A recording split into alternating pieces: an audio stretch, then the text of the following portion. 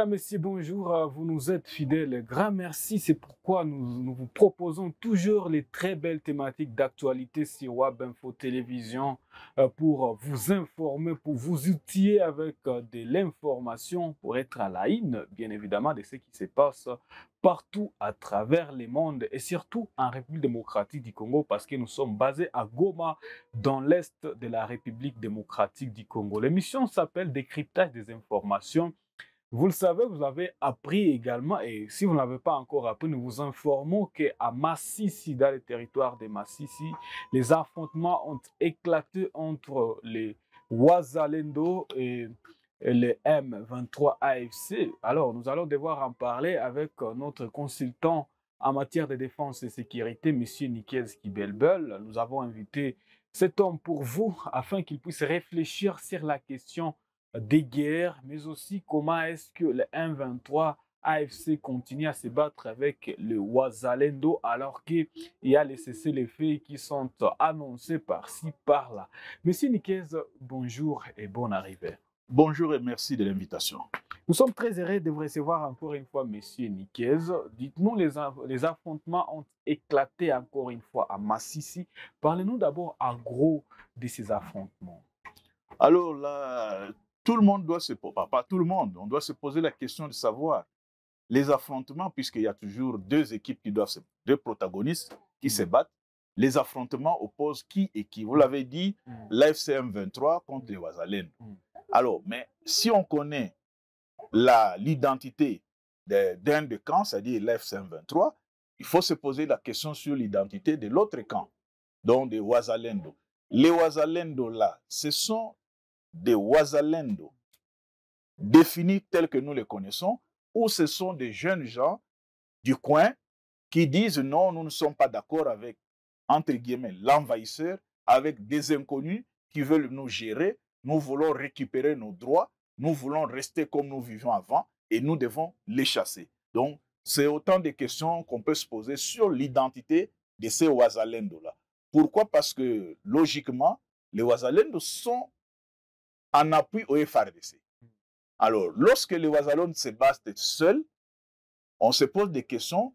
Si c'est un groupe enraciné, c'est-à-dire un groupe local de jeunes gens d'un milieu qui n'acceptent pas la présence de l'envahisseur ou de l'ennemi, qui disent, parce qu'une présence suppose aussi la restriction des libertés. On ne peut pas aller au champ et dire non, non, nous ne voulons pas de cette présence et nous voulons récupérer nos droits, il faut les chasser. Donc, sûrement, avec l'évolution de l'émission, nous allons arriver à voir clair sur ces phénomènes-là. Alors, c'est un phénomène qui fait bien sûr couler beaucoup d'encre et salive.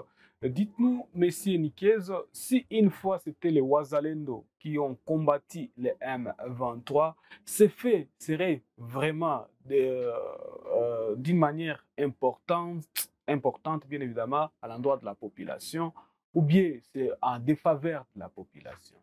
Alors, dans un village ou dans une contrée, vous avez des jeunes gens. Des jeunes gens qui peuvent se battre pour la population. Et comme j'ai dit... C'est en faveur de la population. Ils se disent, d'abord, nous sommes là pour défendre la population. Ça, c'est un premier point. Nous sommes des vôtres, nous sommes vos enfants, nous ne pouvons pas accepter que l'ennemi vienne nous assujettir. Et parce que quand il y a occupation, l'occupation signifie que le M23 AFC mange les haricots de la population, les pommes de terre de la population, donc il y a une restriction des libertés. Alors, les jeunes gens peuvent s'organiser en disant, nous allons protéger notre population. Maintenant, le rapport de force, c'est maintenant l'aspect de votre question, en faveur de qui? Pourquoi? Parce que si vous êtes 10, si le rapport de force est inégal, si l'ennemi est plus robuste en effectif que vous, en moyen que vous, lorsque vous l'affrontez, cela s'appelle provocation. Parce que la répression, elle est souvent sauvage. C'est-à-dire que si les Wazalendo qui attaquent, qui se battent contre l'AFC M23, s'ils sont 10 ou 20 par rapport à des gens formés, bien entraînés, c'est en défaveur de la population. Okay. Ils déstabilisent. Bon, là, effectivement, ils font la guérilla. Et vous savez, quand on fait la guérilla, On peut tuer deux AFCM 23 ou 5 même. Et puis fuir. Et puis fuir. Mais la répression, c'est sur la population. Pourquoi? Parce que les Ouazalendo là n'ont pas de tenue militaire. Ils se camouflent dans la population. Et donc, dans cette colère de la répression, dans cette haine de la répression, on ne fait pas les distinguo entre un citoyen, entre guillemets, normal, paisible citoyen, et un Mozalendo. Donc, c'est en défaveur de la population. Et comme je l'ai dit tantôt, les Ouazalendo appuient les FRDC. Nous savons, par des annonces de M23 AFC, que Massissi est sous contrôle de l'AFC M23. Et que les FRDC, par l'annonce aussi du général Sylvain Ekenge, est à 300 km de Goma. Par le nord Butembo, donc par l'axe Goma et Lubero. Bon, par l'axe Massissi, les FRDC sont à Walikale. Walikale et Massissi, je pense, c'est plus ou moins 100-120 km. Donc, ces Ouazalendo-là, quand ils prennent les armes, quand ils attaquent l'AFCM 23, naturellement, c'est en défaveur de la population en voyant la répression. Mais est-ce qu'ils ont tort? Est-ce qu'ils doivent croiser les bras? C'est là aussi la question. C'est ça la grande question. Est-ce qu'ils ont tort? Alors, pour quelqu'un qui se défend, il n'a pas tort. Parce que vous savez, quand les serpents entrent dans votre maison, vous pouvez même prendre la fourchette, vous pouvez prendre la cuillère, vous pouvez prendre même les chaussures, tout ça, tous les bâtons qui se trouvent, que vous voyez devant vous, pour se défendre. Pour vous défendre. Donc, ils n'ont pas tort parce que leur droit de propriété, leur droit d'autochtone est violé, alors ils ont cette obligation de se défendre. Malheureusement, dans ce genre de défense, il y a beaucoup plus de victimes du côté des civils parce que la répression, je le répète, la répression, elle est sauvage, elle est aveugle. Alors, M. Niquez, dites-nous, mais le M23 vient comme libérateur. Le M23 vient comme s'il vient libérer le peuple de Massissi, entre autres, c'est Ouazalendo là. Alors, ils ne sont pas leurs ennemis. Le peuple, selon les on ne peut pas libérer un peuple qui refuse d'être libéré. Ça, c'est le principe. Et ce principe a été avancé par Che Guevara quand il est venu au Congo, quand il était avec Mouzé. Aux côtés de Mouzé. On ne peut pas libérer un peuple qui refuse d'être libéré. En d'autres termes, cela signifie quoi? Est-ce que les populations de Massissi avaient besoin d'un libérateur? C'est la question. Et si cette population avait besoin d'un libérateur, est-ce qu'ils ont défini le canevas ou comment on appelle ça? Le portrait robot du libérateur? Non. Donc, le M23 AFC qui vient comme libérateur, il vient sans demander l'accord, sans demander la volonté, sans demander l'approbation, sans demander le point de vue de cette population. Et lorsqu'ils arrivent, ils peuvent être vus comme des agresseurs. Et d'ailleurs, c'est ce qui se passe aujourd'hui. On les appelle plus agresseurs que libérateurs. Donc, lorsqu'ils arrivent aussi, vous connaissez ce qui se passe dans le Massissi, on apprend qu'il y a des populations qui viennent occuper des localités qui ne sont pas les leurs. Vous savez aussi que lorsque l'AFC M23 est entré, d'ailleurs, avant l'AFC, lorsque le M23 a occupé les Massissi, vous savez que une grande partie de la population s'est retrouvée à Goma comme déplacés de guerre. Alors, est-ce que les populations peuvent fuir leurs libérateurs? C'est ça. Peut-être qu'ils ont fui les atrocités des guerres. Pour ne pas avoir, être victime, bien évidemment, de balles perdues et qu'on sort. Lorsqu'on doit fuir les atrocités, ça dit que le libérateur prend soin. Parce qu'il est libérateur d'une population. Il prend soin de protéger cette population, d'encadrer cette population pour que cette population, 1, n'ait pas peur, 2, ne fuit pas, 3, ne vive pas les atrocités de la guerre. Donc, quand on se retrouve à Goma, autour des camps des déplacés qui viennent de Massissi, cela signifie simplement que les populations n'ont pas considéré le M23 à l'époque et le M23 FC aujourd'hui comme des libérateurs, plutôt comme des agresseurs. Voilà, merci beaucoup, M. Niquez. Est-ce que les Ouazalendo sont capables de prendre des localités et garder longtemps? Alors, c'est toute la problématique de la guérilla, de la guerre asymétrique. c'est une guerre psychologique. Ils prennent une localité et comme ils n'ont pas les moyens de les garder, ils n'ont pas assez d'hommes, c'est-à-dire les effectifs sont réduits, parce que dans la guerre asymétrique ou dans la guérilla, qu'on appelle la petite guerre, c'est des petites unités, 5-10 personnes qui viennent, ils sèment le trouble et puis ils disparaissent. Donc, ils ne peuvent pas garder longtemps les localités conquises. Ils n'ont pas de base arrière, ils n'ont pas de ravitaillement. C'est comme cela, ça devient comme le jeu du chat et de la souris. Ils prennent quand les chats, ils chassent les chats, quand les chats arrivent, les souris fuient, ainsi de suite. Mais nous revenons toujours à ce que nous venons de dire, que les populations ciblées, ce sont toujours les populations civiles, parce que même si les Ouazalendo doivent protéger leur population, mais la répression de l'ennemi se fait sur les mêmes populations, parce que les Ouazalendo vont disparaître dans la nature momentanément. Alors, quelles sont les conséquences de ces guérillas? Alors, les conséquences... Surtout sur le plan social de la population, bien sûr. La guérilla déstabilise la région, parce que la guérilla est une petite guerre, comme je dis, mais c'est une guerre dans la durée. C'est-à-dire que ça peut prendre 2, 3, 4... D'ailleurs, vous le savez, que la déstabilisation du Nord Kivu, prenons le Nord Kivu, commence avec les groupes armés communautaires, les milices ethniques, et ça n'a jamais pris fin.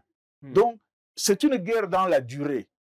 Alors, comme c'est une guerre dans la durée, il y aura des répétitions d'attaques, c'est-à-dire, on peut attaquer aujourd'hui, on passe 1 mois ou 2 mois, le lendemain, on apprend encore qu'on a attaqué, ainsi de suite, mais à chaque action, il y a une contre-action, une réaction. C'est ce que nous craignons, la réaction qui se base sur les populations civiles. Donc, bref, les Ouazalendo ne peuvent pas rester longtemps dans une localité parce qu'ils n'ont pas assez d'armes pour faire face à l'ennemi. Et donc, toutes les incursions qu'ils font posent un problème de répression sur les populations, sur leurs parents qui restent dans ces localités-là.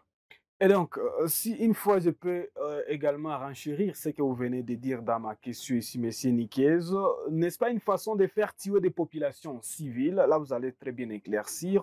Ou bien, quels sont les objectifs poursuivis de ces Ouazalendo? Alors, on peut avoir de bons objectifs, mais la manière d'atteindre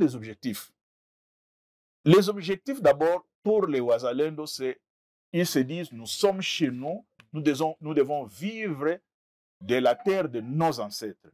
Nous devons vivre, nous devons jouir. Nous ne demandons pas d'aller ailleurs, nous voulons rester chez nous. Ça, c'est l'objectif, protéger les terres, protéger les populations. Mais maintenant, la manière, c'est ce qui arrive que, parce qu'ils n'ont pas assez de moyens par rapport à l'ennemi qui occupe, qui les a agressés, ils n'ont pas assez de moyens, cela complique, les répercussions se font sur les populations locales. Et d'ailleurs, vous allez voir que souvent, les villages qui avaient peut-être 100 ou 200 habitants, aujourd'hui se retrouvent à 50 ou à 30.